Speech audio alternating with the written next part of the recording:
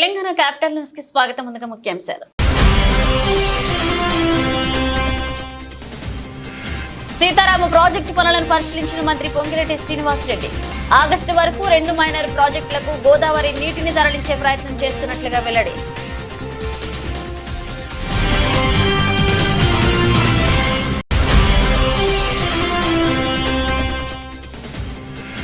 AP సమస్యలపై లోక్సభలో గట్టిగా గళం వినిపించిన ఎంపీ లావు శ్రీకృష్ణదేవరాయలు. ఏపీ పునర్నిర్మాణానికి కేంద్రం తోడ్పాటు అందించాలన్న ఎంపీ.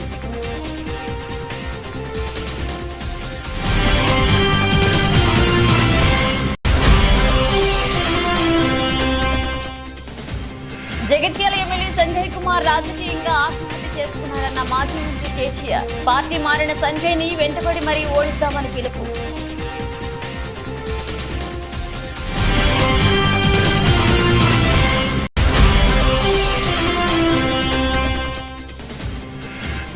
పోలీసులతో దురుసుగా మాట్లాడని ఏపీ మంత్రి రాంప్రసాద్ అర్థం. మంత్రి భార్య పోలీసులతో మాట్లాడిన తీరు సరికాదన్న సీఎం ఆగ్రహం.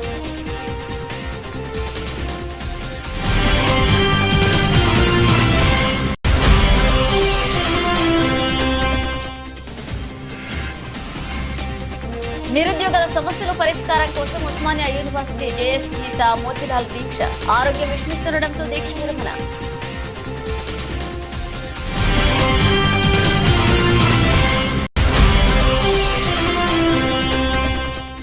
ఏకైక టెస్ట్ లో భారత మహిళా జట్టు ఘన విజయం. స్నేహరానా పేరిట అరుదైన రికార్డ్. ఒకే మ్యాచ్ లో 10 వికెట్లు తీసిన రెండవ ఇండియన్ బౌలర్ గా స్నేహరానా.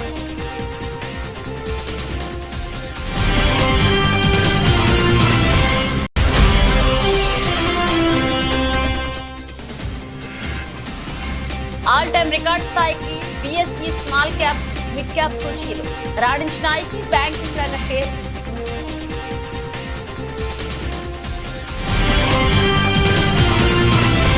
రీడిజైన్ పేరుతో గత బీఆర్ఎస్ ప్రభుత్వం ప్రజాధనాన్ని దుర్వినియోగం చేసిందని రెవెన్యూ శాఖ మంత్రి పొంగిరెడ్డి శ్రీనివాసరెడ్డి ఆరోపించారు.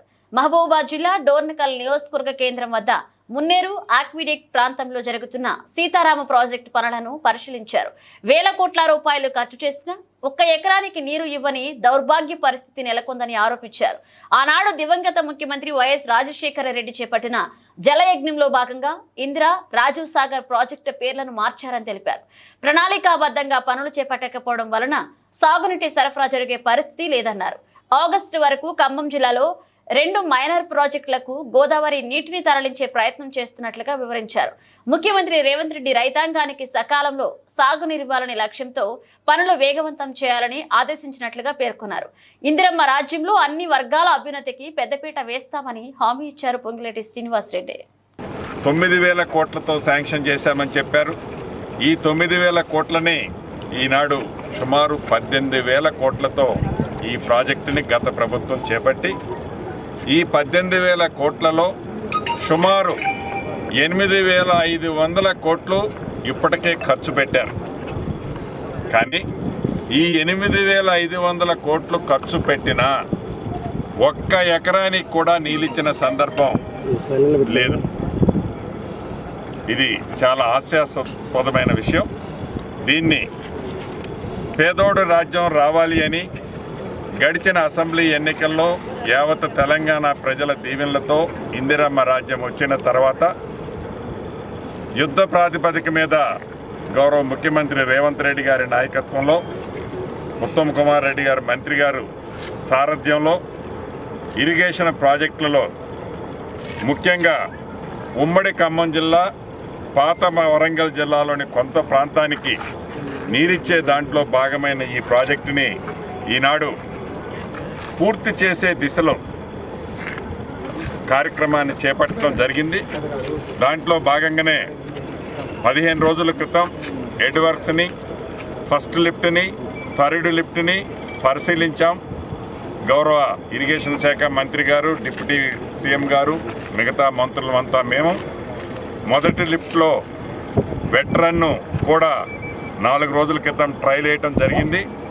అంటే ఎడ్రిచ్లో కంప్లీట్ అయినా కూడా థైలాండ్ అయిన పాలేరు దాకా నీళ్లు రావాలి అంటే మధ్యలో కొన్ని ప్రాంతాలలో ఇప్పటికీ టెండర్లే ఫైనల్ చేయాలి మెయిన్ కెనాల్. దాన్ని కూడా ఈ ఇందిరమ్మ రాజ్యంలో ఆ గ్యాపులను కూడా టెండర్ల ప్రాసెస్ని యుద్ధ ప్రాతిపదిక మీద చేపడుతున్నాం. టీడీపీ ఎంపీ లావు శ్రీకృష్ణదేవరాయలు లోక్సభలో ఏపీ సమస్యలపై గళం వినిపించారు. ఏపీ పునర్నిర్మాణం జరుపుకుంటుందని ప్రధాని నరేంద్ర మోదీ కేంద్ర కేబినెట్ మరింత సహాయం చేయాల్సిన అవసరం ఉందన్నారు. ఏపీ పునర్నిర్మాణం అనేది అత్యంత ప్రాధాన్యత అంశమని లావు శ్రీకృష్ణదేవరాయలు స్పష్టం చేశారు. విశాఖ చెన్నై ఎకనామిక్ కారిడార్ ఏర్పాటుకు కేంద్రం తోడ్పాటు అందించాలన్నారు. ఈ ఎకనామిక్ కారిడార్ తో Visakha port, Kakinada port, Machilipatnam port, Krishnapatnam port అనుసంధానం చేయొచ్చన్నారు. ఈ కారిడార్ పూర్తయితే ఏపీకి భారీగా పెట్టుబడులు వస్తాయని, కొత్త పరిశ్రమలు వస్తాయన్నారు. ఈ ఎకనామిక్ కారిడార్ ద్వారా రాష్ట్రానికి తూర్పు ఆసియా దేశాలకు మధ్య అనుసంధానత ఏర్పడుతుందన్నారు. అటు ఏపీకి రైల్వే ప్రాజెక్టులు, విద్యా సంస్థల ఏర్పాటు, నిర్మాణం తదితర అంశాలలోనూ కేంద్రం నుంచి సహాయ సహకారాలు అందుతాయని ఆశిస్తున్నామంటూ లావు శ్రీకృష్ణదేవరాయలు తన ప్రసంగంలో పేర్కొన్నారు. Request the Honorable Prime Minister and the other cabinet ministers to extend a helping hand in reconstruction and rebuilding of Andhra Pradesh. I have used the word reconstruction and rebuilding. It's a very strong word because we are faced with two issues, sir. The first issue being, you all know, we have been talking about this for the last 5 years, and my senior colleagues have been talking about for the last 10 years. About revenue deficit that Andhra Pradesh is facing for the last 10 years, sir. We are struggling with this, so I request the Finance Ministry to actually release the revenue deficit, whatever we are facing, the gap that we have, that is supposed to be released almost 7 to 8 years back. We expect them to release it, sir. And also the second problem that we are actually facing is with respect to the debt that we are facing to the tune of 13.5 lakh crores, sir. If the debt is taken to actually add infrastructure, it's no problem, sir. But the problem is in Andhra Pradesh, mainly in the last 5 years, this debt has been taken and no new infrastructure has been added to the state of Andhra Pradesh. So that is what is the problem that we are facing right now, sir. So I expect the Honorable Prime Minister and also the ministers who are sitting here to actually address these problems, sir. Starting with, so I request the Jal Shakti Ministry, sir, to actually look at the national project that is Polavaram, sir. It is being lying in the limbo for the last 5 years, sir. No progress has been made. I thank Jal Shakti Ministry for sending a new team so that they can inspect and assess the situation on ground, sir. But we want it to be expedited because this is a project that can give irrigation water to almost 4.3 lakh hectares in the state, sir, and also provide drinking water to almost 28.5 lakh houses also, sir, and also 960 megawatt of hydel power also can be created through this, sir. So we want, this is a national project that is being lying in the limbo for the last 5 years. So we want this project to be expedited, sir. Jagtial MLA Sanjay Kumar రాజకీయంగా ఆత్మహత్య చేసుకున్నారని, కానీ ఇక్కడి కార్యకర్తలకు తామండగా ఉంటామని BRS working president KCR అన్నారు. జగిత్యాలలో తాను గల్లీ గల్లీ తిరుగుతానని హామీ ఇచ్చారు. కవితక్క కూడా వస్తారని అండగా ఉంటారన్నారు. జగిత్యాల జిల్లా కేంద్రంలో నిర్వహించిన జిల్లా బీఆర్ఎస్ పార్టీ సమావేశంలో కేటీఆర్ మాట్లాడుతూ రాజకీయాల్లో హత్యలు ఉండవని, ఆత్మహత్యలే ఉంటాయన్నారు. పార్టీ మారిన ఎమ్మెల్యే సంజయ్ ని వెంటపడి మరీ ఓడిద్దామని పిలుపునిచ్చారు. ఆయన బండ కట్టుకుని బావిలో దూకాడని, కానీ మనం ధైర్యంగా ముందుకు సాగుతామని కార్యకర్తలకు సూచించారు కేటీఆర్. పెద్దలు ఎప్పుడొకటి చెప్తారు, రాజకీయాల్లో హత్యలు ఉండవు, ఆత్మహత్యలే ఉంటాయి. మీ జగిత్యాల ఎమ్మెల్యే ఆత్మహత్య చేసుకున్నాడు, బావిలో దుంకిండు బండ కట్టుకొని. ఆయన జావని మనం ధైర్యంగా నిలబడదాం. లోకల్ బాడీ ఎన్నికల్లో మీ కండగా మేమందరం ఉంటాం. నేను జగిత్యాలలో తప్పకుండా గల్లీ గల్లీ తిరుగుతా, కవితక్క కూడా వస్తది, తప్పకుండా తిరుగుతుంది, తప్పకుండా మీ అందరికి అండగా ఉంటామని చెప్పి కూడా తెలియజేస్తూ, ఎట్లనైతే కష్టపడి ఎమ్మెల్యేని గెలిపించినామో అంతకంటే డబుల్ కష్టం చేద్దాం, వీడిని ఓడించేదాకా తప్పకుండా ఎంబడబడదామనే మాట మళ్ళొకసారి విజ్ఞప్తి చేస్తూ 1975వ సంవత్సరంలో దేశ వ్యాప్తంగా ఎమర్జెన్సీని విధించి రాజ్యాంగ స్ఫూర్తిని దెబ్బతీసిన వారు, అదే విధంగా వేలాది మంది సిక్కులను ఊచకోత కోసిన వారు పార్లమెంట్ లో నీతులు పలకడం హాస్యాస్పదంగా ఉందని బీజేపీ ఎంపీ పురంధేశ్వరి అన్నారు. నిన్న పార్లమెంట్ లో రాహుల్ గాంధీ మాట్లాడుతూ హిందువులు అందరూ మాట్లాడుతూ హింసకు పాల్పడుతున్నారని అంటూ దేశంలోని హిందువుల మనోభావాలను దెబ్బతీశారని మండిపడ్డారు. కాబట్టి రాహుల్ గాంధీ వెంటనే భారతదేశానికి హైందవ ధర్మాన్ని ఆచరిస్తున్న కోట్లాది మంది హిందువులకు క్షమాపణ చెప్పాలని పురంధేశ్వరి డిమాండ్ చేశారు. 1975వ సంవత్సరంలో దేశవ్యాప్తంగా ఎమర్జెన్సీని విధించి రాజ్యాంగ స్ఫూర్తిని దెబ్బతీసినటువంటి వారు, అదేవిధంగా వేలాది మంది సిక్కుల్ని ఊచకోతకి గురి చేసినటువంటి వారు పార్లమెంట్ లో నీతులు పలకటం అనేది ఇది చాలా హాస్యాస్పదం. నిన్న రాహుల్ గాంధీ గారు పార్లమెంట్ లో నిలబడి హిందువులందరూ కూడా అసత్యాలు పలుకుతారని, అదేవిధంగా వారు హింసకి పాల్పడతారని మరి వారు చెప్పడం అనేది దేశంలో హిందూ ధర్మాన్ని ఆచరిస్తున్నటువంటి కోట్లాది మంది మనోభావాల్ని వారు దెబ్బతీయటమే. కనుక రాహుల్ గాంధీ గారు వెంటనే భారతదేశానికి, అదేవిధంగా హైందవ ధర్మాన్ని ఆచరిస్తున్నటువంటి హిందువులందరికీ కూడా వారు వెంటనే క్షమాపణ చెప్పాలి. కంటోన్మెంట్ ను జెహెచ్ఎంసీలో విలీనం ప్రక్రియ బీఆర్ఎస్ ప్రభుత్వ హయాంలో జరిగితే సిగ్గు లేకుండా కాంగ్రెస్ తన ఖాతాలో వేసుకునే ప్రయత్నం చేస్తుందని బీఆర్ఎస్ నేత క్రిషాంక్ అన్నారు. ఈ విషయమై ఆయన మీడియాతో మాట్లాడారు. ఆల్రెడీ పాలాభిషేకాలు మొదలు పెట్టుకున్నారు. కంటోన్మెంట్ మర్జర్ విషయంలో రేవంత్ రెడ్డి గారే నరేంద్ర మోదీ గారిని ఒప్పించి కంటోన్మెంట్ రాష్ట్ర ప్రభుత్వం మున్సిపాలిటీలో మర్జ్ అయ్యే విషయంగా వాటిని విలీనం చేసే నిర్ణయం కూడా రేవంత్ రెడ్డి గారే తీసుకున్నారని. ఇది 4 జనవరి 2023 కేసీఆర్ గారి ప్రభుత్వంలో కంటోన్మెంట్ బోర్డు విలీనం కోసం వేసిన కమిటీలో 8 సభ్యులతోని చేసిన కమిటీలో, అందులో గత ప్రభుత్వం కేసీఆర్ గారి ప్రభుత్వంలో MAUD శాఖ సెక్రటరీని, అంటే కేటీఆర్ గారు మంత్రిగా ఉన్నప్పుడు ఆ శాఖకు సంబంధించిన కార్యదర్శిని కూడా ఈ కమిటీలో వేశారు. ఇందులో చాలా స్పష్టంగా ఉన్నది. 23 మే 2022లోనే అప్పటి ముఖ్యమంత్రి కేసీఆర్ గారు కంటోన్మెంట్ బోర్డును రాష్ట్ర ప్రభుత్వంలో విలీనం చేయాలి అని సూత్రప్రాయంగా ఒప్పుకున్నట్టు కేంద్ర ప్రభుత్వానికి రాసించినట్టు ఈ లేఖలో ఉన్నది. కానీ రేవంత్ రెడ్డి గారు కాంగ్రెస్ ఖాతాలకు వేసుకుంటున్నది. పాలాభిషేకాలు మొత్తం మేమే చేసుకుని వచ్చినాం. విచిత్రం ఏంటంటే దేశవ్యాప్తంగా తీసుకున్న నిర్ణయం అది. దేశవ్యాప్తంగా మొన్న 28 జూన్ నాడు కేంద్ర ప్రభుత్వం అన్ని కంటోన్మెంట్ బోర్డ్స్ ను విలీనం చేయాలి అనేది వాళ్ళు తీసుకున్న ఆలోచన. దానికోసం రాష్ట్ర ప్రభుత్వాలను అడిగితే దానికోసం ఒకసారి కాదు, 2 సార్లు కాదు, ఇంతమంది రక్షణ శాఖ మంత్రులను కేటీఆర్ గారు వెళ్ళి కలిసి పర్సనల్ గా మోదీ గారి ప్రభుత్వంలో సుష్మా స్వరాజ్, స్వర్గీయులు సుష్మా స్వరాజ్ గారి నుంచి మొదలు పెట్టుకుంటే స్వర్గీయులు మనోహర్ పారేకర్ గారు, ఆ తర్వాత అరుణ్ జైట్లీ గారు, నిర్మలా సీతారామన్ గారిని కూడా కలిసి, రాజ్నాథ్ సింగ్ గారిని కూడా కలిసి ఎన్నోసార్లు మరి రక్షణ శాఖ భూములు విలీనం వీటన్నిటి విషయం మీద కూడా కేటీఆర్ గారు దశాబ్ది మొత్తం కూడా పోరాటం చేసి ఆ తర్వాత ఆ కమిటీలో కూడా భాగస్వాములు అయ్యి ఈ విలీనం కోసం కమిటీలో మొత్తం ఆ మ్యాప్ కానివ్వండి, ఏ భూములు ఉన్నాయి రాష్ట్ర ప్రభుత్వానికి చెందినవి, అందులో పేదవాళ్లకు రావాల్సినవి, మరి రేవంత్ రెడ్డి గారి పాత్ర ఏంటిది, రేవంత్ రెడ్డి గారి పాత్ర ఈ డాక్యుమెంట్ తో తెలుస్తున్నది. నిరుద్యోగుల సమస్య పరిష్కారం కోసం నిరాహార దీక్ష చేపట్టిన ఉస్మానియా యూనివర్సిటీ జేఏసీ నేత మోతీలాల్ నాయక్ దీక్ష విరమించారు. గ్రూప్ 2, గ్రూప్ 3 ఉద్యోగాల పెంచడంతో పాటు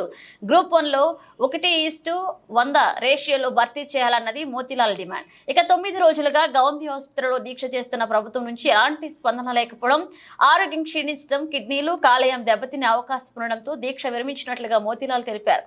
ఈ సందర్భంగా ఆయన మాట్లాడుతూ ప్రత్యేక రాష్ట్రం సిద్ధించిన నిరుద్యోగుల సమస్య మాత్రం పరిష్కారం కాలేదని ఆవేదన చెందారు. సమస్యలు పరిష్కారం అయ్యే వరకు పోరాడతామని, రేపటి నుంచి పోరాటాన్ని మరింత ఉధృతం చేస్తామని తెలిపారు. గ్రూప్ 1 1:100 చేయాలి, గ్రూప్ 2 2000 పోస్టులు పెంచాలి, గ్రూప్ 3 3000 పోస్టులు పెంచాలి, డిఎస్సి పోస్ట్ పోన్ చేయాలి, మెగా డిఎస్సి 25,000 నోటిఫికేషన్ చేయాలి. వాళ్ళు 2 లక్షల ఉద్యోగాలు అన్నారు, మేము 2 లక్షల ఉద్యోగాలు అడగలేదు. 30,000 నేను మాట్లాడిన దాని ప్రకారంగా అవి 30,000 ఉద్యోగాలు కూడా లేవు. మరి 30,000 ఉద్యోగాలు కూడా నువ్వు వచ్చిన సంవత్సరంలో 2 లక్షలు ఇస్తా ఉన్నప్పుడు 30,000 ఉద్యోగాలు కూడా నువ్వు ఇవ్వకపోతే నేను నిరుద్యోగులు నేను అండగా నిలబడినట్టు, జాబ్ క్యాలెండర్ ఎవరు అడగట్లే. నేను 2 లక్షల్లో ఉంటున్నాను చెప్పినంత మాత్రం నేను ఎవరు నమ్మలే. నీ నిరుద్యోగ వృత్తికి ఎవరు ఆశపడలే, నీ రైతు బంధుకో లేదంటే రుణమాఫీకో ఎవరు ఆశపడలే. ఆ రోజున్న వాస్తవ పరిస్థితుల్లో రైతులు కూడా సంతోషంగా ఉన్నారు, పెన్షన్దారులు కూడా సంతోషంగా ఉన్నారు. వాళ్ళందరూ కూడా ఓట్లేసి మళ్ళీ అదే ప్రభుత్వాన్ని గెలిపించుకోవాలని, టీఆర్ఎస్ ప్రభుత్వాన్ని గెలిపించుకోవాలని ఆలోచనలో ఉన్నారు. కానీ వీళ్ళ పిల్లల భవిష్యత్తు చూసి, మా ముఖాలను చూసి, మేము పోయి మా ముఖాన్ని చూసి మా కోసం ఓటేస్తే ప్రభుత్వం మాకు చేసింది ఏంటంటే ఈ ఆమరణ నిరాహార దీక్ష చేసే స్థాయికి తీసుకొచ్చారు. నేను 9 రోజులుగా ఓపిక పట్టిన, నరక యాత్ర చూసిన.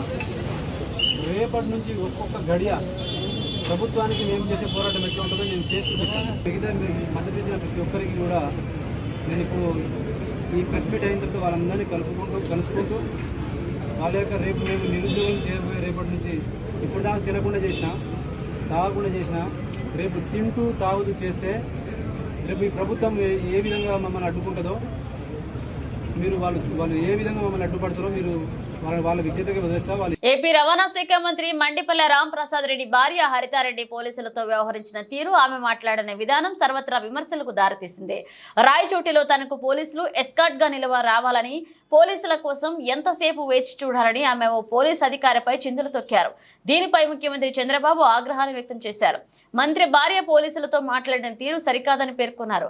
ఇక పోలీసులు, అధికారులు, ఇతర ఉద్యోగుల పట్ల ప్రతి ఒక్కరూ గౌరవభావంతో మెలగాలని, ప్రభుత్వానికి అప్రతిష్ట తెచ్చేలా వ్యవహరిస్తే సహించేది లేదని చంద్రబాబు స్పష్టం చేశారు.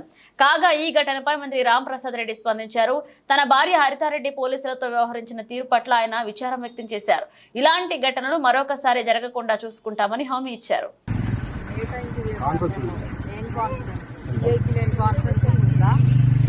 వచ్చాననుకున్నావా? డ్యూటీలో రావాలని చెప్పి యూనిఫామ్ కూడా లేదా మీకు? దేనికి సారీ? ఏంటి పొరపాటు? గవర్నమెంటే కదా ఇస్తుండే జీతము, వైసీపీ వాళ్ళు ఏమైనా ఇచ్చారా? మరి డ్యూటీ చేస్తున్నారా లేకపోతే ఏమన్నా? మీకోసం అర్ధగంట నుంచి వెయిట్ చేస్తున్నాము. బాగుంది ఇప్పుడు ప్రోగ్రామ్ అంతా. మీరు వస్తున్నారా ఎట్లా?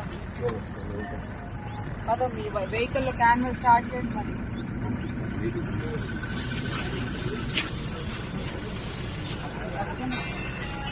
Malkajgiri circle, LB Nagar colony, GHMC park పరిసర ప్రాంతాల్లో ఇతర కాలనీ వారు మరియు ఆర్మీలు వాహనాలపై వచ్చి చెత్త వేయుతున్నారని స్థానిక రెసిడెన్షియల్ వెల్ఫేర్ అసోసియేషన్ వారు స్థానిక కార్పొరేటర్ వి శ్రావణ్ కుమార్ కి చారవాణి ద్వారా తెలియపరచగా, అందుకు వెంటనే బస్తీ ప్రణాళిక కార్యక్రమం ద్వారా ఎల్బీ నగర్ కాలనీ యందు అవగాహన ర్యాలీ కార్యక్రమాన్ని నిర్వహించడం జరిగింది. ఈ కార్యక్రమంలో స్థానిక కార్పొరేటర్ శ్రావణ్ కుమార్ మాట్లాడుతూ, పరిసరాల పరిశుభ్రత ప్రతి ఒక్కరికి బాధ్యత అని, జీహెచ్ఎంసీ వారు ఏర్పాటు చేసిన స్వచ్ఛ ఆటోను ఉపయోగించుకోవాలని, అలాగే స్వచ్ఛ ఆటో టిప్పర్ కు మాత్రమే చెత్త ఇవ్వాలని, అందుకు స్వచ్ఛ ఆటో టిప్పర్ వారికి 100 రూపాయలు ప్రతి నెల ఇవ్వాలని తెలిపారు. ఇక స్వచ్ఛ ఆటో టిప్పర్ వారు దూర ప్రాంతాలకు వెళ్లినట్లయితే ఇక ఇతరులచే వారి ఆటో సేవలు అందించినట్లుగా ఏర్పాటు చేసుకోవాలని ఆటో టిప్పర్ వారికి తెలియజేశారు.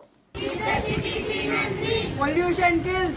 Pollution kills. Pollution kills. Pollution kills. Say no to garbage. Say no to garbage. Keep the city clean and green. ఆపరేషన్లు, రకరకాల రోగాలు.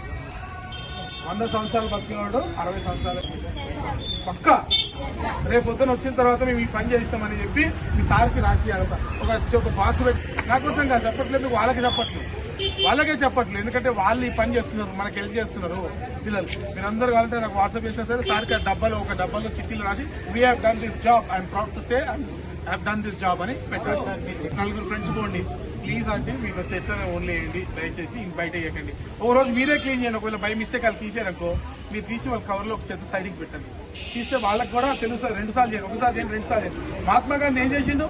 ఒక చెంప మీద కొడితే ఇంకో చెంప చూపించి, అట్లనే వాళ్ళు చెత్త వేస్తే మీరు క్లీన్ చేయండి, చెత్త వేస్తే క్లీన్ చేయండి. 3వ కన్నా మారుతారు కదా, మారకపోతే వాళ్ళు మనుషులు కాదని అర్థం, పశువులు అని అర్థం. మనం ఏం చెప్పుకో, వీళ్ళు ఉన్నారు, వీళ్ళు హెల్ప్ చేస్తారు, వీళ్ళు అన్ని చేసి పెడతారు, వీళ్ళు మీకు తోడుకుంటారు. రాత్రి సార్ ఒక్క ఫోన్ చేయగానే ఉదయం విధంగా అరేంజ్ చేశారు. మీకు అట్లా చెప్పండి, నేను హెల్ప్ చేసి పెట్టిస్తాను. క్లీన్ చేసేటోళ్ళు, బోర్ వేసేటోళ్ళు అట్లా నేను చేసి పెట్టిస్తాను. కానీ మనం కూడా కొంచెం ఇనిషియేటివ్స్, మన ఊరే బాగుంటుంది, మన పిల్లలే బాగుంటారు. అందుకే నేను ఇప్పుడు ఏదైనా సరే పబ్లిక్ ప్రైవేట్ పార్ట్నర్షిప్ అనే ఒకటి ఉంటుంది. పీపీపీ మోడల్ మెట్రోలు అట్లనే కడతారు బేసికలీ. అట్లనే ఇది కూడా అంతే, పీపీపీ మోడల్. ఇవన్నీ కూడా పబ్లిక్ అంటే మన పాలన కూడా అంతే, ప్రజల భాగస్వామ్యం లేదే ఏది కూడా సక్సెస్ఫుల్ కావు. కొండమంజలూరు గ్రామంలో లబ్ధిదారులు ఇంటింటికి వెళ్లి స్వయంగా పింఛను పంపిణీ చేశారు. విద్యుత్ శాఖ మంత్రి గొట్టిపాటి రవికుమార్ ఈ సందర్భంగా మాట్లాడుతూ, భారతదేశంలో అత్యంత ఎక్కువ నగదును పెన్షన్ అందిస్తున్న ఏకైక రాష్ట్రంగా ఆంధ్రప్రదేశ్ రికార్డు సృష్టించిందన్నారు. సామాజిక పెన్షన్ పెంపుతో రాష్ట్ర చరిత్రలో చంద్రబాబు నాయుడు నిలిచారన్నారు. ఎన్నికల ముందు చంద్రబాబు ప్రజలకిచ్చిన హామీలలో భాగంగా ఒక్కసారి 1000 రూపాయలు పెంచి ఇవ్వడమే కాక, ఇచ్చిన హామీ ప్రకారం ఏప్రిల్, మే, జూన్ 3 నెలలకు సంబంధించి 3000 రూపాయలు కలిపి మొత్తం 7000 రూపాయల లబ్ధిదారులకు పంపిణీ చేసి మాట నిలుపుకున్నారన్నారు. చెప్పినట్లు 3000 రూపాయల పెన్షన్ 4000 చేస్తామని చెప్పి, అదేవిధంగా ఏప్రిల్, మే, జూన్ నెలతో కూడా కల్పిస్తామని చెప్పడం జరిగింది. అదేవిధంగా చాలా పెద్ద ఎత్తున ఇవాళ సెక్రటరియట్ ఎంప్లాయీస్ ద్వారా ప్రతి ఒక్కరు ఇంటికి పోయి పెన్షన్ ఇవ్వాలని ఈ ప్రభుత్వం నిర్ణయించుకుంది. అందుకనే ఇవాళ పొద్దున్న 6 దగ్గర నుంచి సాయంత్రం లోపల అందరూ కూడా పెన్షన్ ఇంటికి తీసుకొచ్చి ఇవ్వాలనేది ఈ ప్రభుత్వ లక్ష్యం అన్నమాట.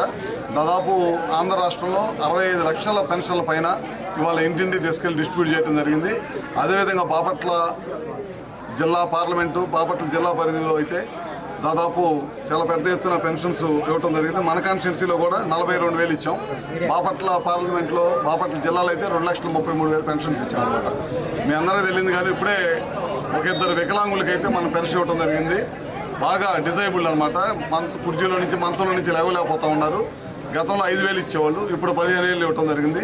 అట్లానే వికలాంగులకు 3,000 ఉన్న పెన్షన్ని ఈ ప్రభుత్వం అధికారంలోకి వచ్చిన తర్వాత చంద్రబాబు గారి నాయకత్వంలో 6,000 పెన్షన్ ఇవ్వటం జరిగింది. మిగతా వాళ్ళందరూ కూడా దాదాపు 3,000 పెన్షన్ 4,000 చేయడం జరిగింది అనమాట. అట్లానే దాదాపు 11 నుంచి 12 రకాల పెన్షన్స్ అన్నిటిని కూడా వివిధ రకాలుగా పెంచడం జరిగింది.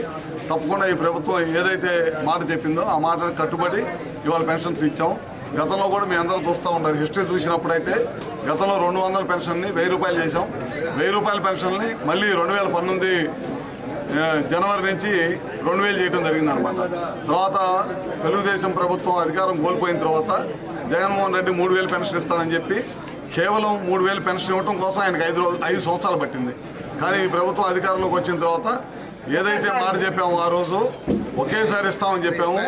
ఒకేసారి ఈటింగ్ కాకుండా ఏప్రిల్, మే, జూన్ నెలల్లో సంబంధించి కూడా పెన్షన్ కూడా కల్పిస్తామని చెప్పాము. అందుకని వాళ్ళ 3,000తో పాటు మిగతాది 1,000 రూపాయలు పెంచింది కానీ మిగతా బాకీ కానీ 3,000 కానీ మొత్తం కూడా 7,000 రూపాయలని ప్రతి ఒక్కరికి కూడా ఇవాళ ఇవ్వడం జరిగింది. 65 లక్షల పైన జనాభాకి ఇవ్వడం జరిగింది. హన్మకొండ జిల్లా కాంగ్రెస్ పార్టీ కార్యాలయంలో నేడు ఏర్పాటు చేసిన పత్రికా విలేకరుల సమావేశం నిర్వహించడం జరిగింది. ఈ సందర్భంగా జిల్లా గ్రంథాలయ సంస్థ మాజీ చైర్మన్ మహమ్మద్ ఆజీజ్ ఖాన్ మాట్లాడుతూ హన్మకొండ జిల్లా అభివృద్ధిపై మొన్న ముఖ్యమంత్రి సమీక్ష నిర్వహించారు. గత ప్రభుత్వంలో ముఖ్యమంత్రి సమీక్షలు హైదరాబాద్ పరిమితం చేసేవారు, లేకుంటే తన ఫామ్ హౌస్ కి పరిమితం చేసేవారు. కానీ ముఖ్యమంత్రి రేవంత్ రెడ్డి ప్రజల వద్దకే పోవాలి, అక్కడ సమస్యలు అక్కడ ఉండి తెలుసుకోవాలనే ఉద్దేశంతో అధికారులతో హన్మకొండకు రావడం జరిగింది. రానున్న రోజుల్లో అభివృద్ధి ఏ విధంగా చేయాలనే అంశంపై సమీక్షా సమావేశాన్ని నిర్వహించడం జరిగింది. అది తట్టుకోలేకే బీఆర్ఎస్ పార్టీ నాయకులు, అభివృద్ధి నిరోధకులు తమ స్వంత ప్రయోజనాల కోసం నేతల ముప్పు పొందడం కోసం ఇష్టం వచ్చినట్లుగా మాట్లాడుతున్నారని అన్నారు. ముఖ్యమంత్రి వర్యులు, మాజీ ముఖ్యమంత్రులు కేసీఆర్ గారు సమీక్షలు హైదరాబాద్కే పరిమితం చేసేవారు, ఎర్రవెల్లి ఫామ్ హౌస్కే పరిమితం చేసేవారు. అలా కాకుండా ప్రజల వద్దకే పోవాలి, జిల్లాకి పోవాలి, అక్కడి అధికారులతో మాట్లాడాలి, అక్కడి సాధక బాధకాలు తెలుసుకోవాలి, అక్కడ సమీక్షించి డెవలప్మెంట్ విషయంలో వారికి సూచనలు ఇవ్వాలని చెప్పి ఒక బృహత్త కార్యక్రమం తీసుకొని వరంగల్కి రావడం జరిగింది. ఆ సమీక్ష సమావేశం అనంతరం సమీక్షలో కొన్ని ఇనాగ్రేషన్స్, కొన్ని ఇన్స్పెక్షన్స్, తర్వాత కలెక్టరేట్ ఆఫీస్లో ఆఫీసర్స్ అందరినీ అప్రమత్తం చేయడం, రానున్న రోజుల్లో అభివృద్ధి ఎలా జరగాలి అనే విషయంలో కట్టబెట్టుకుని నడిపించే ప్రయత్నం, తర్వాత ఇన్ఛార్జ్ మినిస్టర్లు 20 రోజులు ఒకసారి సమీక్ష అభివృద్ధి ప్రయత్నం చేయాలని ఒక ఆలోచనతో ఒక విప్లవాత్మక నిర్ణయం తీసుకొని ఇక్కడ ఒక సమీక్ష చేయడం జరిగింది. అది తట్టుకోలేని అభివృద్ధి నిరోధకులు గత పాలకులు ఎప్పుడు అభివృద్ధి కాంక్షించకుండా ఎప్పుడు స్వప్రయోజనాలకు ఆలోచన పోనీ పక్కకున్న మాజీ ఎమ్మెల్యేలే కానీ మీరు ఎంత అవస్థ పడ్డారో మాకు తెలియదా? ప్రజాపాలన అంటే రేవంత్ రెడ్డి గారి కాంగ్రెస్ ప్రభుత్వం ప్రజాపాలన. నిన్న జరిగిన సీఎం గారి మీటింగ్ లో, అంతకుముందు సీఎం గారు వచ్చినప్పుడు ఎంతమంది ప్రజలను దిగ్భ్రాంతులు గురి చేసి పర్యటన చేయలేదా? ప్రజల్లో కార్యక్రమంలో భాగంగా సీఎం గారు రూట్ ఉంటే తొలిసారి మన వరంగల్కి వస్తుండు, తొలిసారి నగర్కి వస్తుండు, తొలిసారి మరి మన అండర్ డ్రైనేజ్ సిస్టమ్ 6,000 కోట్లతోటి ప్రణాళిక చేస్తుంటే హర్షం వ్యక్తం చేసి, ఆనందం వ్యక్తం చేసి, ఒక పౌరునిగా వరంగల్ నవరపడ మేము చేయలేని కార్యక్రమము మరి కొత్తగా గెలిచిన ఎమ్మెల్యే గారు చేస్తున్నారని మీరు వారి కృతజ్ఞత చెప్పుకుంటూ చెప్పాల్సింది పోయి, కాంగ్రెస్ పార్టీలో ప్రతి ఒక్కరూ పార్టీలోకి వస్తున్నారని, వాళ్ళ రంగంతా బయటపడ్డదని ఓర్వలేక చిలక పలుకులు పలుకుతున్నారు. చెన్నై చెపాక్ వేదికగా దక్షిణాఫ్రికాతో జరిగిన ఏకైక టెస్ట్ మ్యాచ్ లో భారత మహిళా జట్టు ఘన విజయం సాధించింది. టీమిండియా తమ మొదటి ఇన్నింగ్స్ లో 603 పరుగుల భారీ స్కోర్ చేయగా సౌత్ ఆఫ్రికా తన తొలి ఇన్నింగ్స్ లో కేవలం 266 పరుగులకే కుప్పకూలింది. దీంతో ఫాల్ ఆన్ ఆడుతూ రెండో ఇన్నింగ్స్ మొదటిలెట్టింది. రెండో ఇన్నింగ్స్ లో 373 రన్స్ కు ఆల్అౌట్ అయింది. భారత్ ముందు 37 పరుగుల స్వల్ప లక్ష్యాన్ని ఉంచింది. ఈ టార్గెట్ భారత వికెట్లేమీ కోల్పోకుండా 9.2 ఓవర్లలోనే ఛేదించింది. ఇక ఈ మ్యాచ్ లో భారత స్పిన్నర్ స్నేహ్ రాణా అరుదైన రికార్డును తన పేరిట లిఖించుకున్నారు. ఇక ఒకే మ్యాచ్ లో 10 వికెట్లు పడగొట్టిన రెండో ఇండియన్ బౌలర్ గా చరిత్ర సృష్టించింది. తొలి ఇన్నింగ్స్ లో 8 వికెట్లు పడగొట్టి దక్షిణాఫ్రికాను కుప్పకూల్చిన స్నేహ్ రాణా రెండో ఇన్నింగ్స్ లోనూ కీలకమైన 2 వికెట్లు తీసింది. ఈ మ్యాచ్ లో ఓవరాల్ గా ఆమె 10 వికెట్లు తీసింది. ఇక ఆమె కంటే ముందు ఈ జాబితాలో మహిళా క్రికెట్ దిగ్గజం జులాన్ గోస్వామి ఉంది. 2006లో ఇంగ్లాండ్ తో జరిగిన టెస్ట్ మ్యాచ్ లో ఆమె 10 వికెట్లు పడగొట్టింది. అయితే ఈ ఫీట్ సాధించిన తొలి మహిళా స్పిన్నర్ మాత్రం స్నేహ్ రాణానే. టీ20 ప్రపంచ కప్ గెలిచిన భారత జట్టు హారికేన్ బెరిల్ కారణంగా బార్బాడోస్ లోనే చిక్కుకుపోయిన విషయం తెలిసిందే. అయితే తాజా సమాచారం ప్రకారం భారత జట్టు రేపు స్వదేశానికి తిరిగి రానుంది. టీమిండియా ఆటగాళ్లు సిబ్బంది కోసం బీసీసీఐ ప్రత్యేక విమానం ఏర్పాటు చేసినట్లుగా అధికారిక వర్గాల సమాచారం. ఇవాళ సాయంత్రం 6 గంటలకు అక్కడి నుంచి విమానం బయలుదేరనుంది. రేపు ఉదయం 7:45 ఢిల్లీకి చేరుకోవచ్చని తెలుస్తుంది. కాగా ప్రస్తుతం హారికేన్ ప్రభావంతో అక్కడ కర్ఫ్యూ విధించగా ఎయిర్పోర్ట్ ను మూసివేశారు. అయితే బార్బోడోస్ ప్రధానమంత్రి మేడమియా మోట్లీ విమానాశ్రయాలు త్వరలో పనిచేస్తాయని హామీ ఇచ్చారు. ఇక దాంతో భారత క్రికెట్ బోర్డు ఆటగాళ్లను తరలించేందుకు ప్రత్యేక విమానం ఏర్పాటు చేసింది. దేశీయ స్టాక్ మార్కెట్ లో బుల్ జైత్రయాత్ర కొనసాగుతుంది. ఆసియా, ఐరోపా మార్కెట్ల సానుకూల సంకేతాలతో ఐటీ, బ్యాంకింగ్ రంగ షేర్లలో కొనుగోళ్లు పుంజుకోవడంతో భారత ఈక్విటీ సూచీలు సోమవారం సరికొత్త ఉన్నత శిఖరాలను అధిరోహించాయి. సెన్సెక్స్ ఒక దశలో 528.27 పాయింట్లు ఎగబాకి 79,561 వద్ద ఆల్ టైమ్ ఇంట్రాడే రికార్డును నమోదు చేసింది. చివరికి 443.46 పాయింట్ల లాభంతో 79,476.19 వద్ద స్థిరపడింది. ఇక సూచీకి ఇది సరికొత్త జీవితకాల గరిష్ట ముగింపు కూడా. నిఫ్టీ సైతం 131.35 పాయింట్ల వృద్ధితో సరికొత్త ఆల్ టైమ్ గరిష్ట స్థాయి 24,141.95 వద్ద ముగిసింది. అమెరికాలో ద్రవ్యోల్బణం తగ్గుముఖం పట్టడంతో ఆ దేశ సెంట్రల్ బ్యాంక్ ఫెడరల్ రిజర్వ్ ఈ సెప్టెంబర్లోనే ప్రామాణిక వడ్డీ రేట్ల తగ్గింపునకు శ్రీకారం చుట్టవచ్చన్న ఆశలు ప్రపంచ మార్కెట్లో ట్రేడింగ్ సెంటిమెంట్ ను మెరుగుపరిచాయని విశ్లేషకులు పేర్కొన్నారు. ముగించే ముందు హెడ్లైన్స్ మరోసారి. సీతారామ ప్రాజెక్టు పనులను పరిశీలించిన మంత్రి పొంగిరెడ్డి శ్రీనివాసరెడ్డి. ఆగస్టు వరకు 2 మైనర్ ప్రాజెక్టులకు గోదావరి నీటిని తరలించే ప్రయత్నం చేస్తున్నట్లుగా వెల్లడి.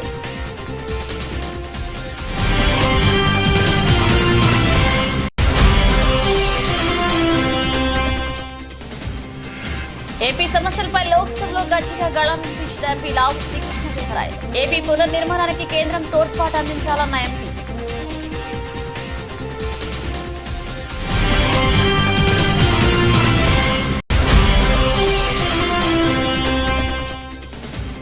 జగిత్యాల ఎమ్మెల్యే సంజయ్ కుమార్ రాజకీయంగా ఆత్మహత్య చేసుకున్నారన్న మాజీ మంత్రి కేటీఆర్. పార్టీ మారిన సంజయ్ ని వెంటబడి మరీ ఓడిద్దామని పిలుపు.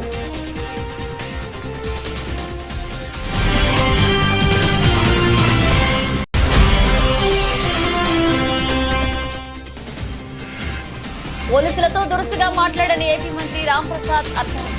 మంత్రి భార్య పోలీసులతో మాట్లాడిన తీరు సరికాదన్న సీఎం ఆగ్రహం.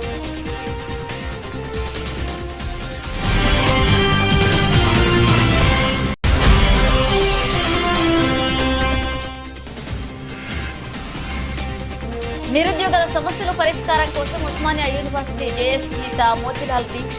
ఆరోగ్యం విషమిస్తుండటంతో దీక్ష విరమణ.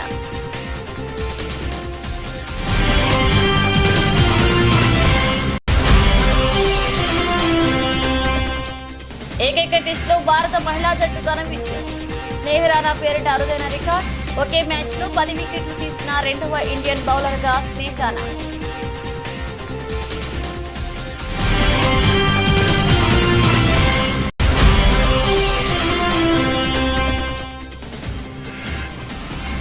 ఆల్ టైమ్ రికార్డ్ స్థాయికి BSE small cap, mid cap సూచీలు రాణించిన ఐటీ, బ్యాంకింగ్ రంగ షేర్.